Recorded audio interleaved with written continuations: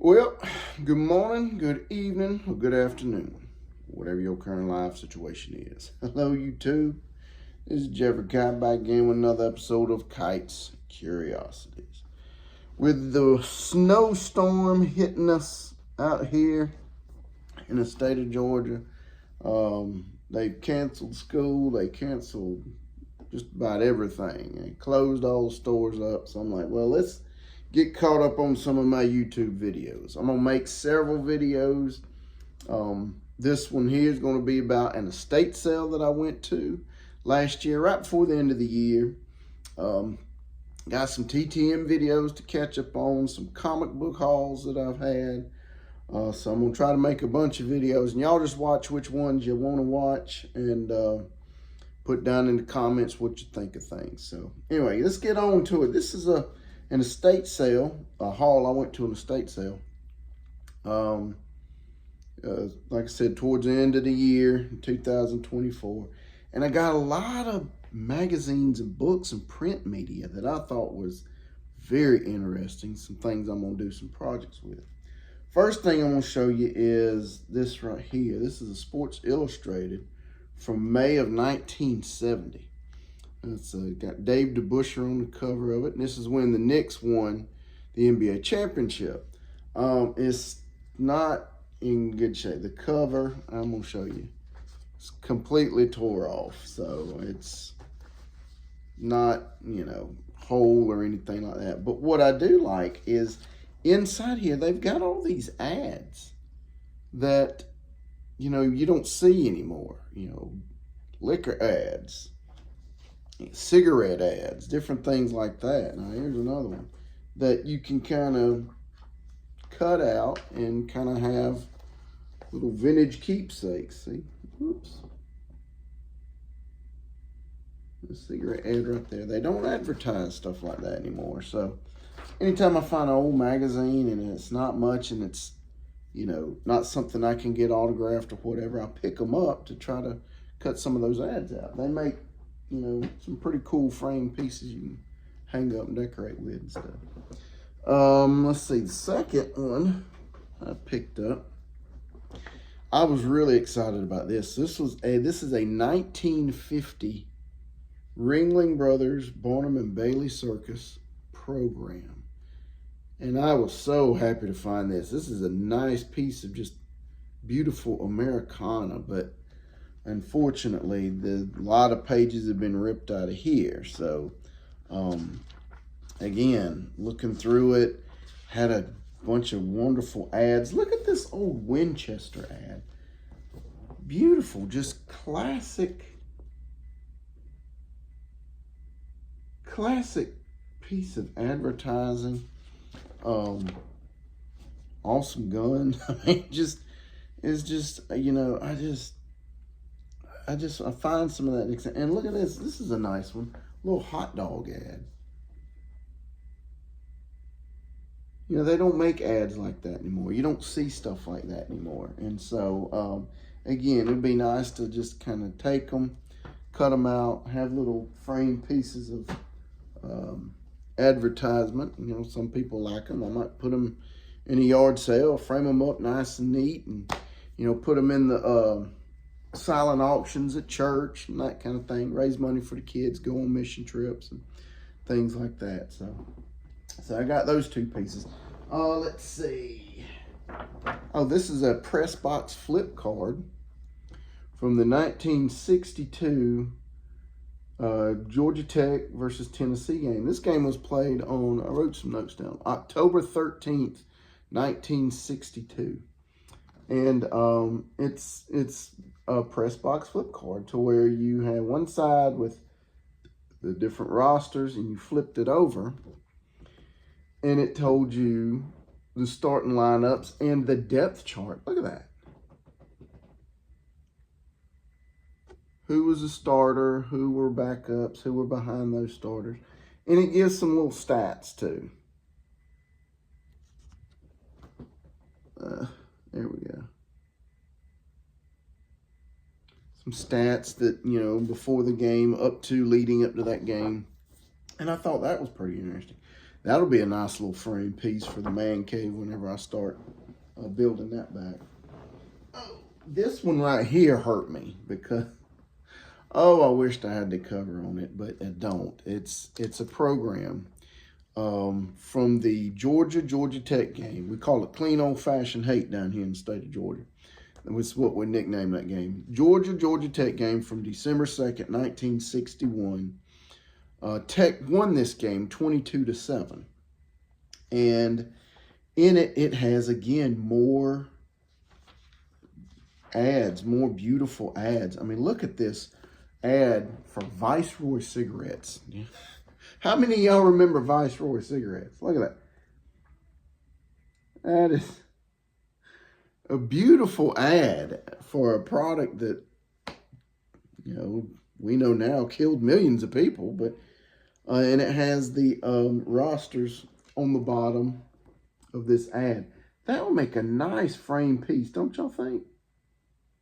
I think so. I mean, that is just gorgeous right there. So I'm gonna take and cut ads and things out of this book, and there's some of the ads have players on them, like this one right here for the knee-high soft drink.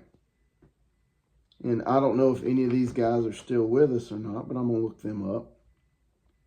Look at that. This classy knee-high ad. You know, a soda bottle collector might, you know, spend $1 or $2 to get that and display with the knee-high soda bottles that they have. Anyway, I picked this up. This is a 1972 Atlanta Falcons program. Falcons weren't great in 1972, but, you know, I always pick up these programs anytime I can, because if I can't find a card of someone, or if somebody did not have a card, a lot of times they would appear in these programs, and you can get, you know, some pretty good autographs on them and stuff. So that's pretty neat. Let me find a good one that I can show y'all. I know Bob Berry, he's got tons of cards. He was a old Falcons quarterback. Let's see if I can find it. Yeah, right here. He's got tons of cards, but it's a beautiful action shot of Bob Berry. You know, I could scan that, make a nice little 8x10, 5x7, whatever, and mail it off to him and get him to autograph it. That's nice piece right there. Oh, let's stick with the Falcons right here. This is a program. This is very brisk. I mean, this cover is barely hanging on. A lot of spine ticks, a lot of brittleness on that spine. But this is from 1966. This is the program from the Falcons and Colts game from the inaugural season of the Atlanta Falcons. This was not the first game they played, and I don't even think this game was played in Atlanta, but again, it's something from the inaugural season of the Atlanta Falcons, and I picked it up. Huge rip right here in the front, if you can see. Big old rip right there. So, I mean, I didn't pay but like $1 a piece for these things. So, very nice right there. I'm going to get that framed up, definitely. To be careful handling this stuff. I'm going to get that framed up and put in the man cave wall. Along with this one right here. This one's a little bit more sturdy. It's a little bit more together. This is Atlanta Braves Illustrated. And this is a program from 1966, the inaugural season of the Atlanta Braves. The Braves and the Falcons both came to Atlanta in 1966. So, very nice to have. Very excited to have this. I've seen this particular program in stores and antique stores all around this city, and just had pretty outrageous prices on them. Like, I'll just wait. And I'm very happy to find this one finally and add it to the collection. All right, moving on. Let's see. Let's do this one. This is Baseball Magazine from July, August of 1952. This is intact. Oh, and those those 3 programs, they're all intact. All the pages are in there. So this one is also intact. Baseball magazine from 1952. Just a beautiful cover. Classic cover. You know, yeah, it's been wrote on. It's got a stamp right there. I liked it. It's got Virgil Trucks on the cover. Oh, how I wish Mr. Trucks was still with us. I would send this off and get him to autograph it, but he has since passed away. But this will be a nice, just beautiful, framed up, put in the man cave.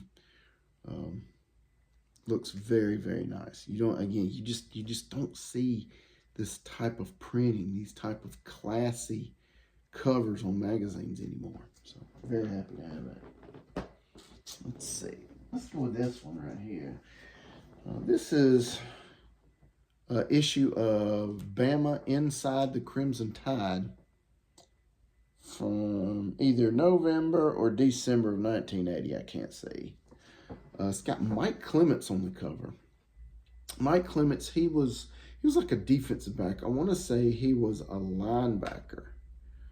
And the story inside talks about how he wasn't like some major outstanding superstar or anything, but he was just a good overall player and would just do whatever Coach Bryant needed him to do. Fill in, make a tackle, intercept a pass, be a rover, whatever he needed to do. Mike was always ready for the challenge. So it was a nice story to read. Pretty interesting cover right there. I'm going to track this guy down and see if he'll autograph this and send it back to me. And I'll put that in the man cave. My wife and her family are huge Alabama fans. So I like to get some Bama autographs and kind of, you know, say, hey, you remember this guy? Yeah. Drum up some conversation. This right here, oh man, this was a wonderful piece that I picked up. Again, for $1. Probably isn't worth much more than that because the ones I find on eBay are in a lot better shape. But this is going to be framed up and matted. This is a 1955 Dodgers yearbook. And any of you sports fans know, 1955 was the year they finally won the World Series and beat those dadgum Yankees. This yearbook is not from the regular season. This is their spring training yearbook, as I've been able to determine through my research and stuff. I looked through it and was hoping to find like some autographs in here. I was like, please let there be like a Jackie Robinson in here, or Gil Hodges, Roy Campanella. Who else was on the Carl Furillo, Duke Snyder? Was Koufax on this team? I don't know. Drysdale. Anybody. Walter Alston. But I looked through it and alas, there was not. There were not any autographs on any of the pages in there. So I was like, ugh. But anyway, I got that for $1. Probably why I got it for $1, because at checkout, the guy flipped through it and was like, just want to make sure, you know, there's nothing in here. And I was like, I understand. So he did do that. And he didn't find any, I didn't find any. So, but this next one he flipped through again as well. And he didn't see these. So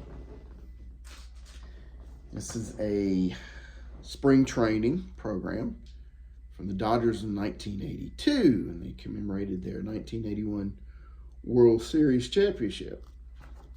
And inside here was nothing crazy or outstanding, but he missed this page right here.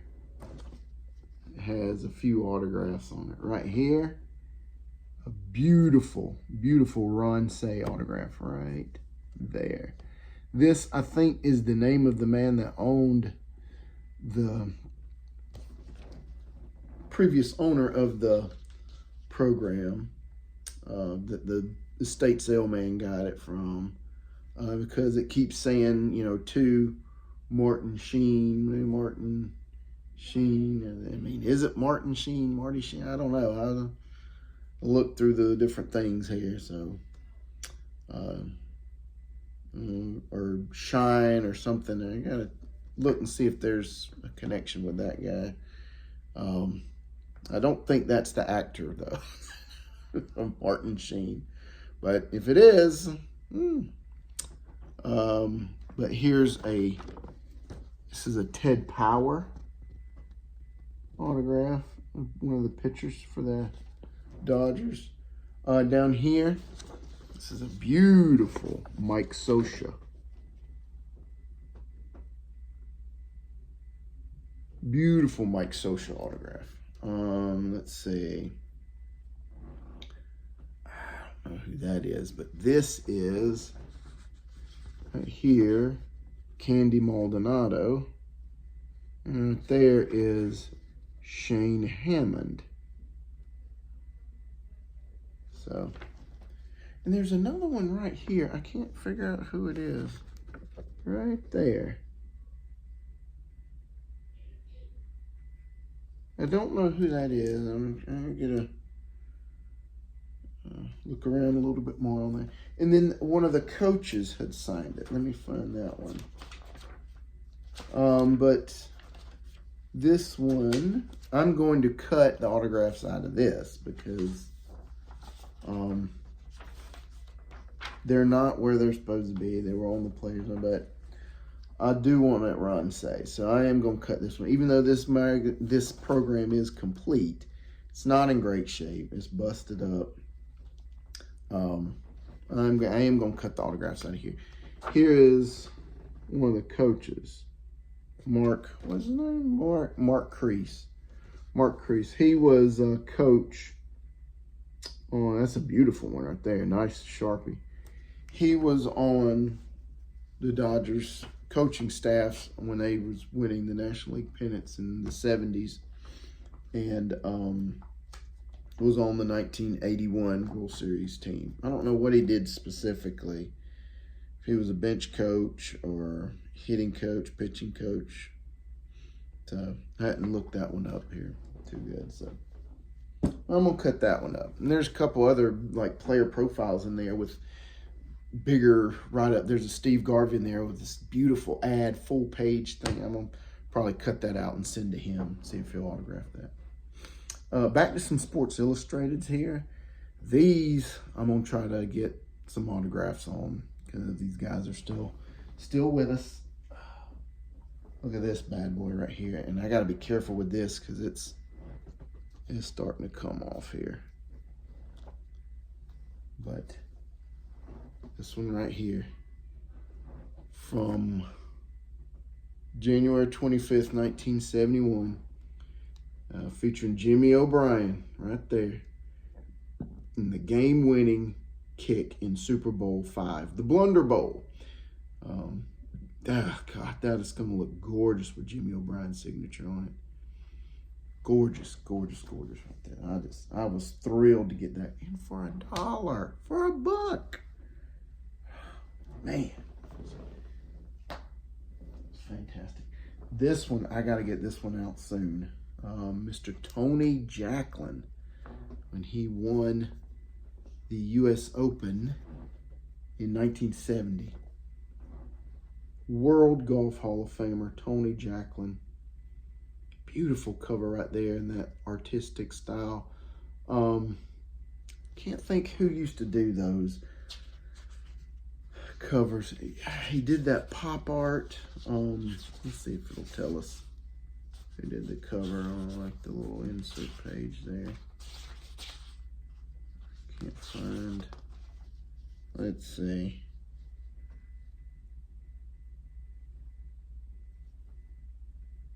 Bernard Fuchs, maybe? I don't know. I can't see. I don't have my glasses.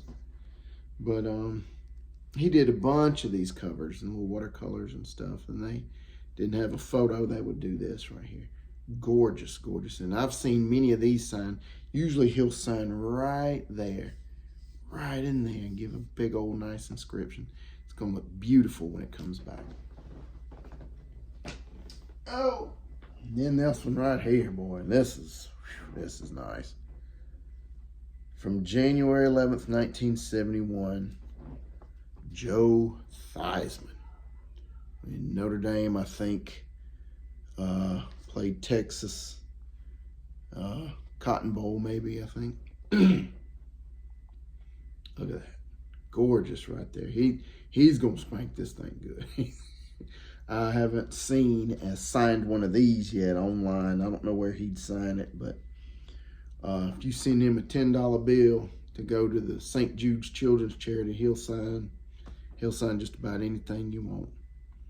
It's right there. Beautiful. That's going to look gorgeous. Man, that's going to look good. Joe Theismann, College Football Hall of Fame. I mean, what can you say? Should be in the Pro Football Hall of Fame, in my opinion. Now, let's look at these right here. Oh, I forgot a piece over there. I'm going to have to go across the room here in a minute to get it. I found a lot of these high school football programs of different teams here in the state of Georgia. And again, these are just, they're pieces of history. I like these old football programs. Anytime I can find them, I get them. But this is a game from September the 4th, 1970. Paulding County High School Patriots versus Rockmart High School Yellow Jackets. Look at that. Look at that cover. That is gorgeous. Plain, a nice penciled art of football player out there. I like that. That looks nice. This one I like right here. I like this one a lot too. This is even older. This is from September 12th, 1958. Hapeville High School versus Russell High School. Look at that. That classic 1950s art style. And look at that. No bars on the front of that helmet. So, I mean, that's just gorgeous right there. I love that. That was just... Oh, and as far as best I can tell, they're all complete. They're all complete, cover to cover. So, let's see. This is the Hogansville High School versus Rockmart High School, October 23rd, 1970. I like that art, that 19. Now you can see the art style. We're getting into the psychedelic, late 60s, early 70s art. Right there. And then this one right here, Rockmart High School Yellow Jackets versus the Haralson County Rebels. This is from their 1970 matchup. I don't have a date on it. I could research it, I guess, and find that. Look at that cover. That is just gorgeous right there. It's fantastic. Very happy to find that. This next autograph I have been looking for years. I've wanted this man's autograph. Give you a quick, brief history on this man. He was born in my hometown, Fitzgerald, Georgia. And he lived there until he was about 8 or 9 years old. His family moved away from Fitzgerald after he finished up the 2nd grade. And his daddy was in the grocery store business, and so they moved around quite a bit. Moved up here to Atlanta, went to high school up here to Atlanta, was an amazing student, and went on to one of the most distinguished military careers in American history, and wound up becoming a Medal of Honor recipient for his service. I want to say it was in Korea, during the Korean War, that he was awarded his Medal of Honor. Read his story. This video is already over 20 minutes long. I don't want to keep y'all. I want to get to the last final coup de grace here. But I got the autograph of none other than Mr. Ray Davis on this cardboard cutout of the American flag. Ray Davis, the most decorated Marine, or one of, he either was the most or one of the most decorated Marines in United States history. And he is right. Freedom is not free. It always comes at a cost to somebody somewhere. And he fought and led many men through many battles, and many of his men died to give you the right to come on my YouTube channel and say whatever you want to say. We're good or bad. Give all of us the right to say whatever we want to say and do what we want to do and pursue our pursuits of happiness the way that we're led by God or whatever drives your life. So I was very happy to pick this up. And the guy at the estate sale said that his father-in-law was really good friends with Raymond Davis and would eat lunch together and all this kind of stuff. And that he met Raymond Davis many times and stuff. And so I got that cardboard cutout. He threw that in for free because I bought this book. Now I had to come off some money on this one for $20. And it's a hardcover book of the Ray Davis autobiography. And it's signed right there. Now I'm not cutting this out. I got that flag I'll frame up in matte and put that up in my man cave. But this book is gonna stay intact. Look at that. I'll let y'all read that a little bit.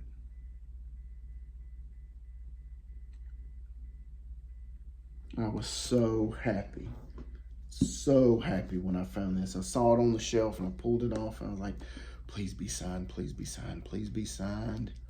Yeah. So that was a big find right there. And then this was a huge find. Hold on one second, guys. Come on back.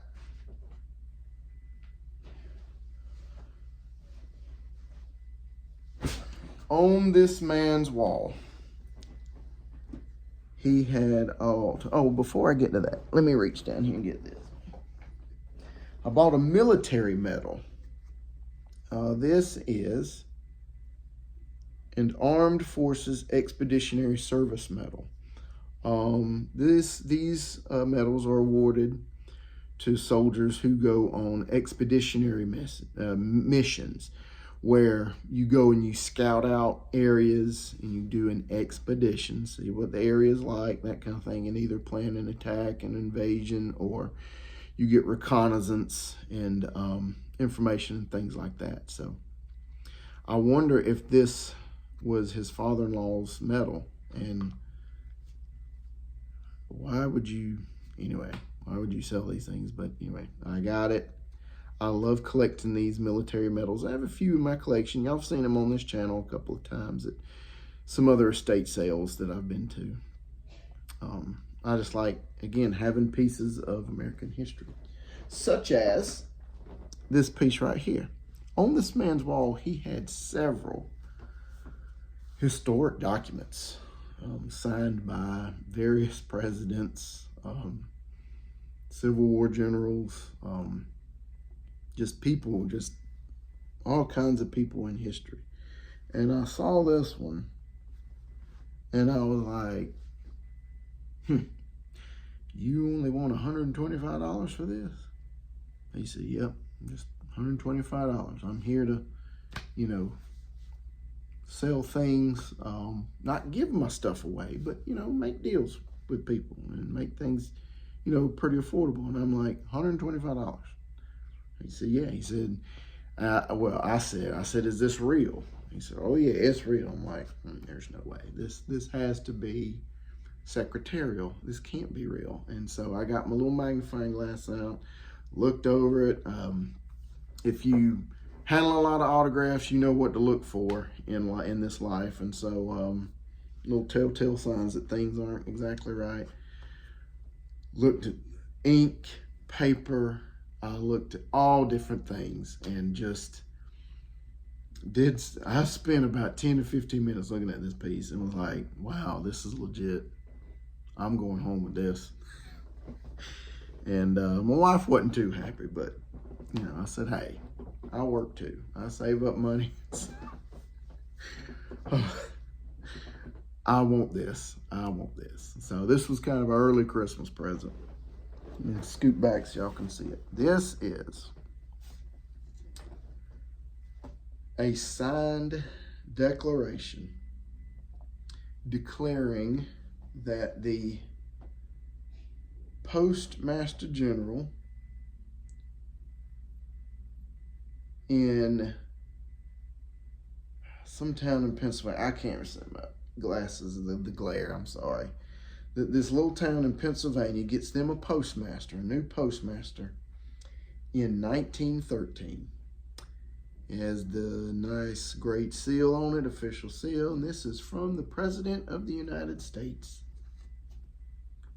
Mr. Woodrow Wilson. There's the little price tag at the top. $125. And there is Mr. Woodrow Wilson's signature right there. Let me get it out of that glare.